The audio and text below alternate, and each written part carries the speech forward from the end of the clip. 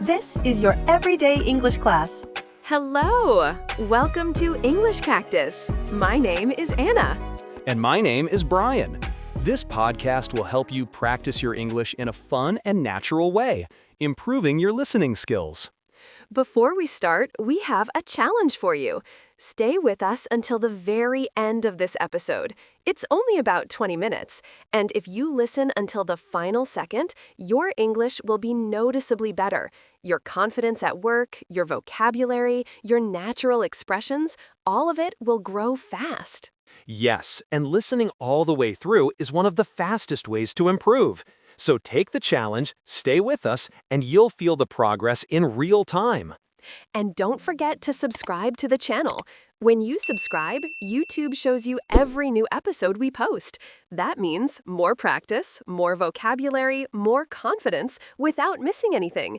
Subscribing is a simple step that helps you grow faster. Also, tell us in the comments, where are you from? We really want to know because people from all over the world learn English with us, and it's amazing to see this community growing. Now, let's talk about today's topic, and let me ask you something powerful. Have you ever listened to native speakers at work and thought, how do they talk so fast? How do they use those short, simple sentences so naturally? Here's the truth. Most learners don't struggle because of grammar. They struggle because they don't know the real expressions native speakers use every day in the office. And today, we're going to change that. We're going to open the door to real workplace English, the kind natives use in meetings, chats, quick conversations, and even coffee breaks. After this episode, you'll understand them better, and you'll speak more confidently too. So relax, grab your coffee, and don't worry if you don't understand everything the first time. After the dialogue, we will break everything down for you. Let's begin. Hey, Ben. Good morning. Morning, Sarah. How's it going? I'm good, just a little tired. I stayed up late studying English. Really? Nice. Keep going. You're doing great. Thanks. Actually, I wanted to ask you something. How do native speakers really talk at work? Sometimes people speak so fast. Yeah, they do. But don't worry. You can learn a lot just by listening. And you already speak well. I don't feel like that. In meetings, I get nervous. People say things like, sounds good, no worries, I'm on it. Sometimes I don't know how to answer. That's normal. Let's talk about that. We can practice together right here at work. That would be amazing. Okay, first situation, small talk. Native speakers love small talk at work. Small talk? Like talking about the weekend, family, things like that? Exactly. Before meetings, in the elevator, in the kitchen. For example, I can say, hey, how was your weekend? And I can answer, it was good, thanks. I went to the park. How about you? Perfect. Simple, natural. Another common question is, how's your day going so far? Let me try. It's going well, just a bit busy. How's yours? That's great. Very natural. Don't try to be perfect. Just be clear and friendly. Sometimes I only say fine or good. I feel boring. It's okay. But you can add one more detail, like, good, just working on the new project. Right, one extra detail. That helps the conversation continue. Exactly. Native speakers do that all the time. Another thing, when I don't understand what someone says, I'm afraid to ask. Yeah, but at work, asking is super important. Native speakers always ask. Really? Sure. I say things like, sorry, could you say that again? Or, sorry, did you say Monday or Tuesday? I like that example. Sorry, did you say small or medium? I heard a sentence like that in a video. Yes, that's a great model. You can just change the last word. Sorry, did you say 10 or 15? Or, sorry, did you say email or message? That sounds easy, and it feels polite. Very polite. You can also say, just to be sure, do you mean? For example, just to be sure, do you mean the sales report or the marketing report? Let me try. Just to be sure, do you mean the new client or the old client? Perfect. That's exactly how native speakers talk at work. This is helpful. I want to sound more natural, not like a textbook. You will. Study English every day, listen a lot, and learn something new each day. I will. Thanks, Ben. No problem. Now, second situation, asking for help with work tasks. Ah, yes, I always need that. Me too. So native speakers often say, could you help me with something? Or do you have a minute before they ask? I usually say just, help me. That sounds rude, right? A little direct. Better to say, could you help me with this report? Or do you have a minute to look at this? Okay, let me try. Ben, do you have a minute to check my email before I send it? That's very good. Or, could you walk me through this process? That means explain step by step. Walk me through. Nice. So I can say, could you walk me through the new system? Exactly. Very natural. And how do I answer if someone asks me for help, but I'm busy? Good question. You can say, I'd love to help, but I'm in the middle of something. Can we do it later? Or can we do it after lunch? Let me try. I'm a bit busy right now. Can we do it this afternoon? That's perfect. That sounds polite and professional. I like that. I always feel bad when I say no. You're not saying no. You're saying not now. That's normal at work. True. Now, third situation, meetings. Meetings are full of phrases that native speakers use all the time. Yes, meetings are scary for me. Don't worry. We can practice some key phrases. For example, to start a comment, people say, in my opinion, or I think, or from my side. So I can say, in my opinion, we should send the email tomorrow, right? Exactly. Good job. And what if I agree with someone? You can say, I agree, I totally agree, or yeah, that makes sense. I always hear makes sense. Yes, it's very common. If someone explains something and you understand, you can say, okay, that makes sense. Let me try. Thanks for explaining. That makes sense now. Very natural. And if you don't fully agree, but you want to be polite, you can say, I see your point, but, or I'm not sure about that. That's useful. I see your point, but maybe we can try another idea. Exactly. That's how native speakers disagree politely. Sometimes I want to say something, but other people talk a lot. How do I enter the conversation? Great question. You can say, can I add something? Or can I jump in for a second? Can I jump in? I like that. Yes. Or just one quick comment. That's also nice and polite. Okay, I'll try. Can I add something? I think our clients need more time. That's perfect. You sound like a native already. I don't know about that, but thank you. Keep going. You're doing great. What about ending a meeting or a call? People say things like, sounds good, talk to you later, okay, let's do that, or thanks everyone, have a good day. So if my boss says, let's send the report on Friday, I can answer, sounds good. Exactly, short and natural. Nice. Now, fourth situation, chatting on work apps like email or messaging. Yes, sometimes I don't know if I should be formal or informal. Yeah, it depends on the company, but usually people use simple and friendly language. For example, start with hi or hey plus name. So I can write, hi John, thanks for your email. Perfect.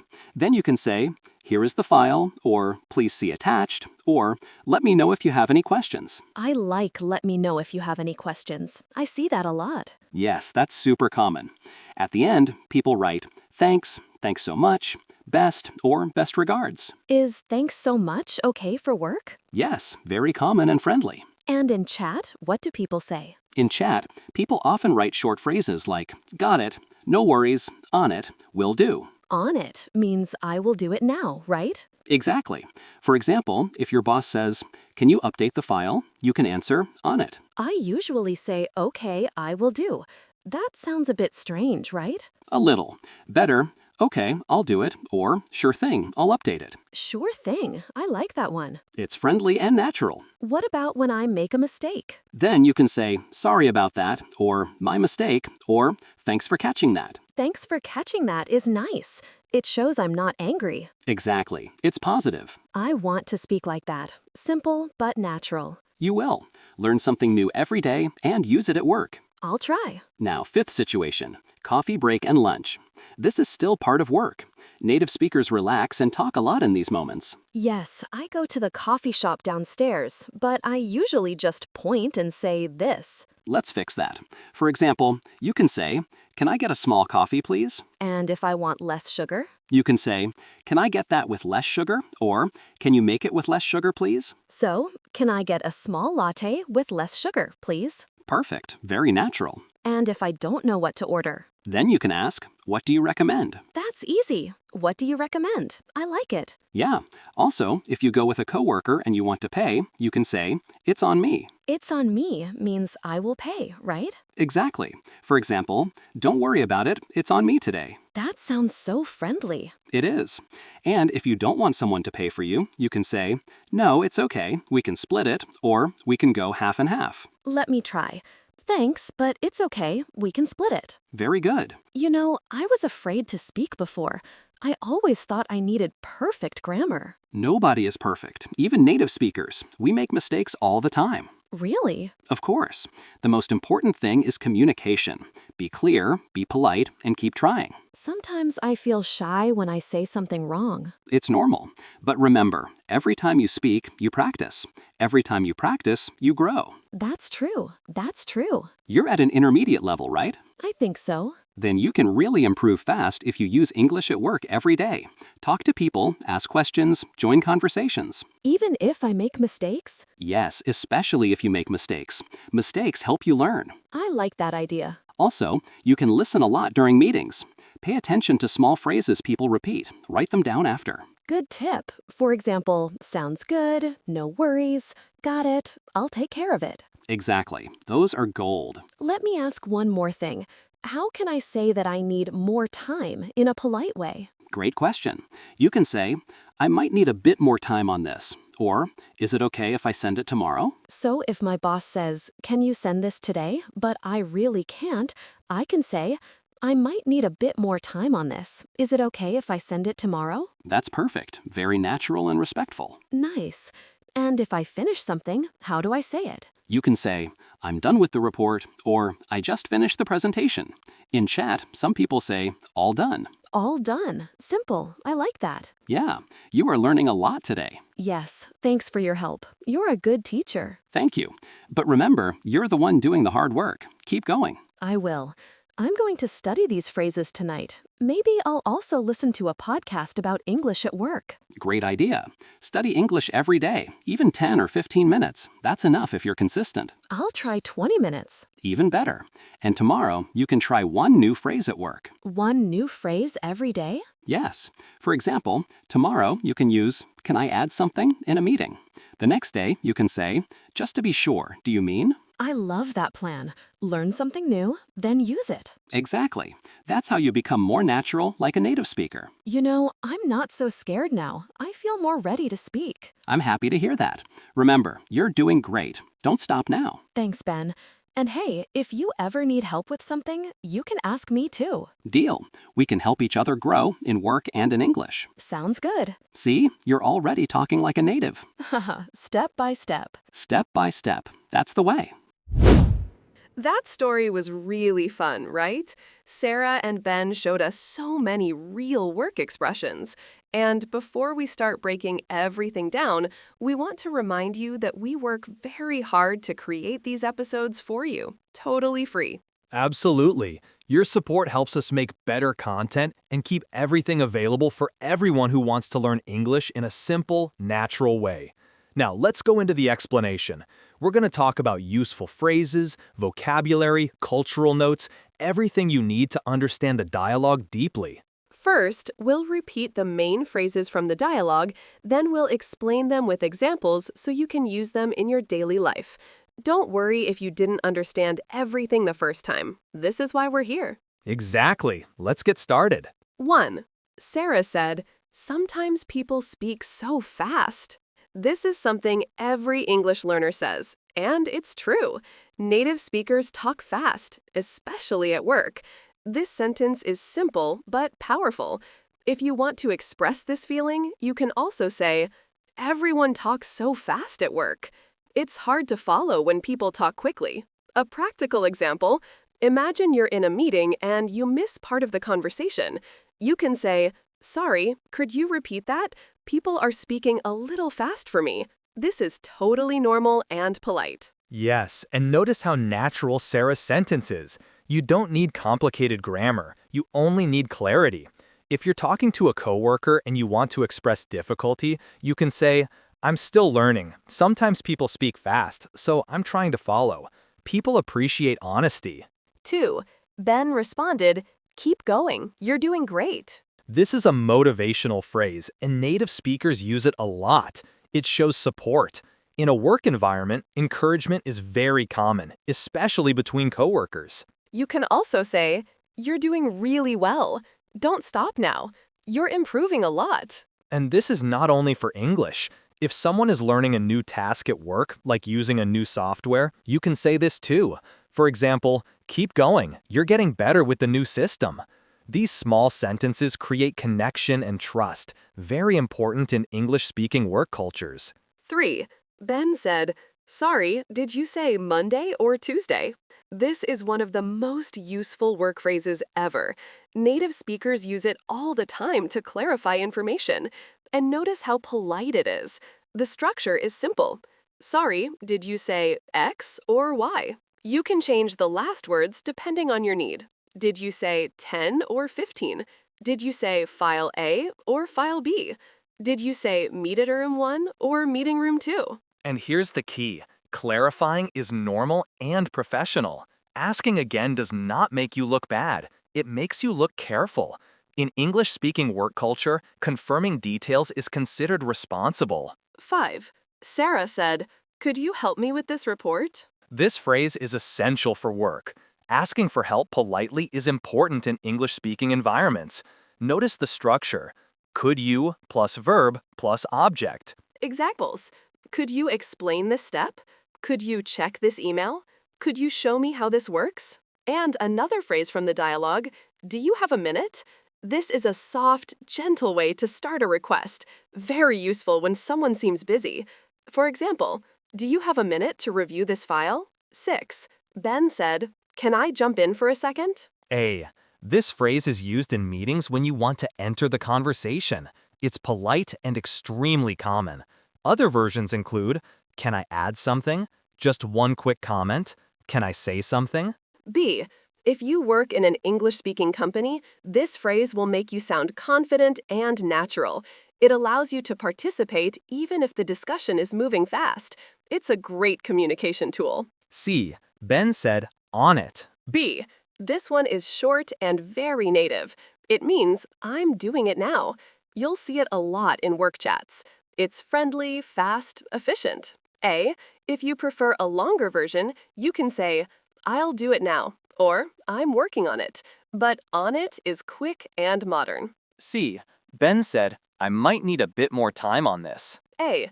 This phrase is polite, professional, and very useful. Instead of saying, I can't, which sounds negative, you soften it by saying, I might need a bit more time. Is it okay if I send it tomorrow? Can we move the deadline? These are polite ways to negotiate time. B. And people appreciate honesty. In many workplaces, it's better to communicate early than to deliver late. A. All right, now let's move into the vocabulary part.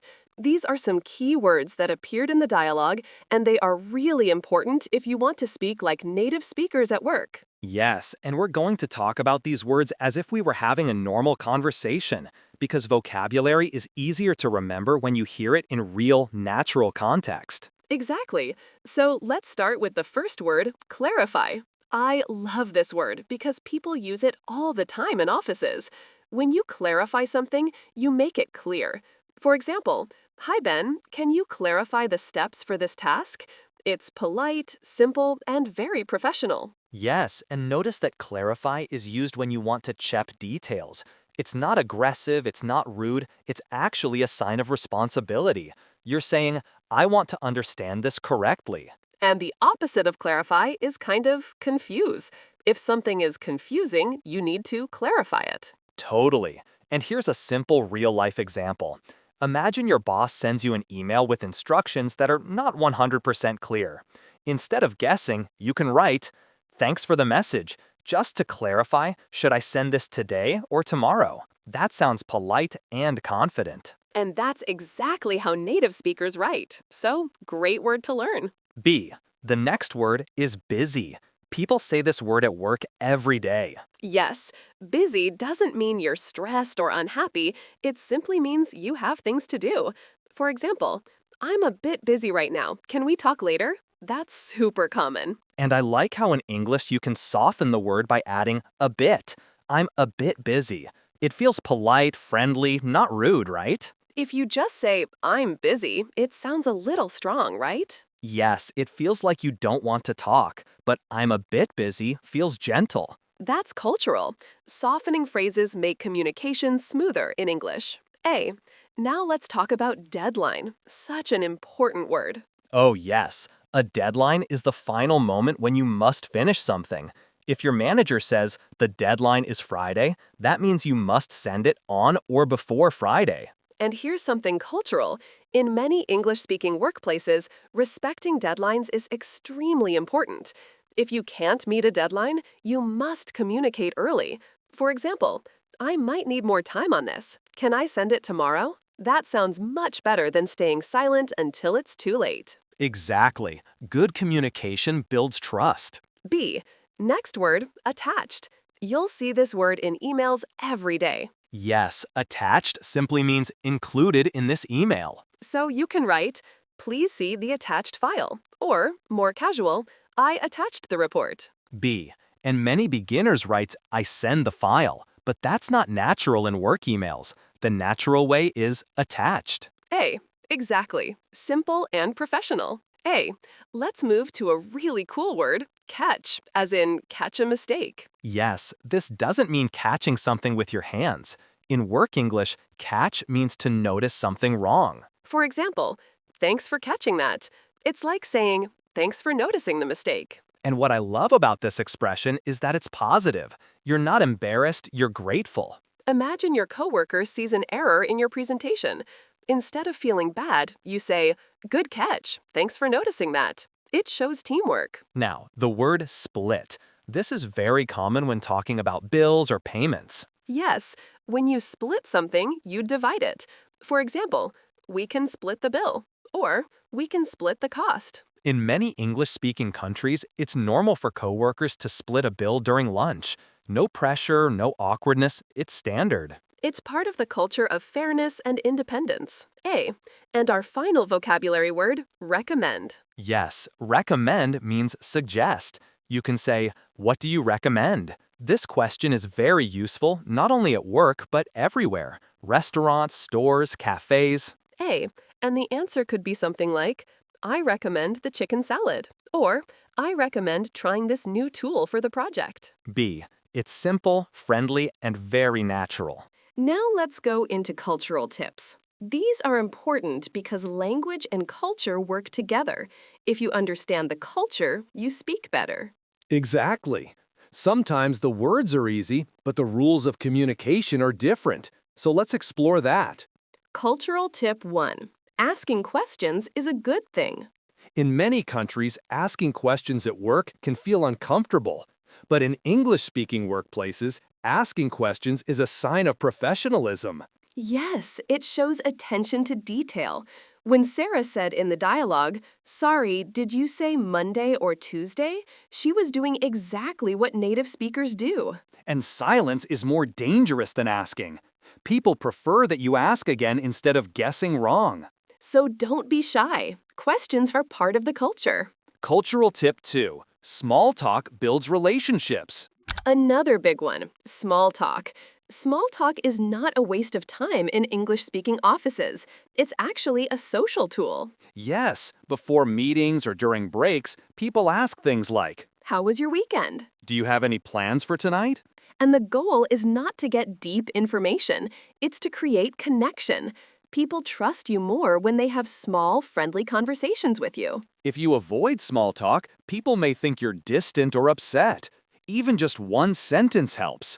For example, my weekend was nice. I went to the park. That's enough. Natural and friendly. Cultural tip 3. Politeness softens communication. English uses a lot of softeners. Words like a bit, maybe, I think, I'm not sure, but. These don't mean you're weak. They mean you respect others. For example, instead of saying you're wrong, people say, I'm not sure about that. Or instead of I can't do this today, you say, I might need a bit more time. It sounds much more professional. Cultural tip 4. Coffee and lunch are social moments. In English-speaking workplaces, coffee time and lunchtime are big moments of connection. Yes, coworkers talk about life, family, interests, and those talks help people work better together. This is why phrases like, "it's on me," or "we can split it," are so common. Buying someone a coffee is considered a friendly gesture, not something romantic or strange. It's just kindness, and splitting the bill is standard. It avoids awkwardness. Cultural tip 5. Emails must be short and clear. And one more important cultural note, email culture. Yes, in many English-speaking workplaces, long emails are not common. Short, direct emails are better. For example, "Hi Sarah, here is the file. Let me know if you have questions. Thanks, Ben." That's it. Clear and simple. No need for long introductions or big explanations. People value time, so the clearer you write, the better. Now it's time to give you some model sentences, phrases you can copy, use, and adapt in your real work life. These are simple, natural, and very common for native speakers. Yes, and we'll show you how to build your own sentences too. Remember, you don't need perfect English, you need clear English.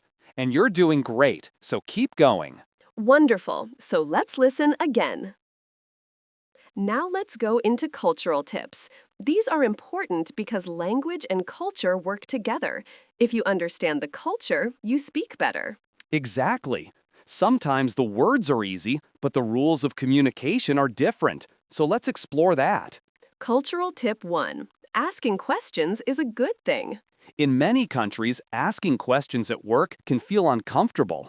But in English-speaking workplaces, asking questions is a sign of professionalism. Yes, it shows attention to detail. When Sarah said in the dialogue, "Sorry, did you say Monday or Tuesday?"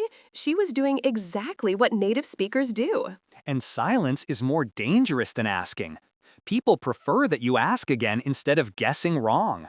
So don't be shy. Questions are part of the culture. Cultural tip 2. Small talk builds relationships. Another big one, small talk. Small talk is not a waste of time in English-speaking offices. It's actually a social tool. Yes, before meetings or during breaks, people ask things like, How was your weekend? "Do you have any plans for tonight?" And the goal is not to get deep information. It's to create connection. People trust you more when they have small, friendly conversations with you. If you avoid small talk, people may think you're distant or upset. Even just one sentence helps. For example, "My weekend was nice. I went to the park." That's enough. Natural and friendly. Cultural tip 3. Politeness softens communication. Brian, English uses a lot of softeners. Words like a bit, maybe, I think, I'm not sure, but. These don't mean you're weak. They mean you respect others. For example, instead of saying "you're wrong," people say, "I'm not sure about that." Or instead of "I can't do this today," you say, "I might need a bit more time." It sounds much more professional. Cultural tip 4. Coffee and lunch are social moments. In English-speaking workplaces, coffee time and lunchtime are big moments of connection. Yes, coworkers talk about life, family, interests, and those talks help people work better together. This is why phrases like, "it's on me," or "we can split it," are so common. Buying someone a coffee is considered a friendly gesture, not something romantic or strange. It's just kindness. And splitting the bill is standard. It avoids awkwardness. And cultural tip 5. Emails must be short and clear. And one more important cultural note, email culture. Yes, in many English-speaking workplaces, long emails are not common. Short, direct emails are better. For example, "Hi Sarah, here is the file. Let me know if you have questions. Thanks, Ben." That's it. Clear and simple. No need for long introductions or big explanations. People value time, so the clearer you write, the better. Now it's time to give you some model sentences, phrases you can copy, use, and adapt in your real work life. These are simple, natural, and very common for native speakers. Yes, and we'll show you how to build your own sentences too. Remember, you don't need perfect English, you need clear English. And you're doing great, so keep going. Wonderful. So let's listen again. Wow, today we covered so much amazing English. We looked at real workplace expressions, natural phrases, cultural tips, and vocabulary that native speakers use every single day. Yes, and if you listened all the way through, congratulations! You completed the challenge. See? 20 minutes, and your English is already stronger than before. Now you understand how native speakers talk at work, how they enter conversations, ask questions, clarify information, and sound natural. But here's something really important. Learning only happens for real when you use what you learn. So let me ask you, which phrase from today will you use at work this week? Will you try, "Can I add something?" Or maybe, "Just to be sure"? Tell us in the comments, because writing it down helps your brain remember. And think about this. How would your life change if you spoke English with more confidence at work? More opportunities? Better conversations? A stronger career? It can all start with one action, practicing a little every day. Exactly, and we're here to help you with that. If you enjoyed this episode, make sure to subscribe to the channel. When you subscribe, you get every new lesson automatically, which means your English keeps improving week after week without you even thinking about it. And share this episode with a friend who is also learning English. You might help someone who struggles the same way you did. You're doing great, really. Keep practicing, keep improving, keep going. English grows inside you one phrase at a time. Thank you for spending this time with us. Take care, study a little every day, and we'll see you in the next episode. Bye!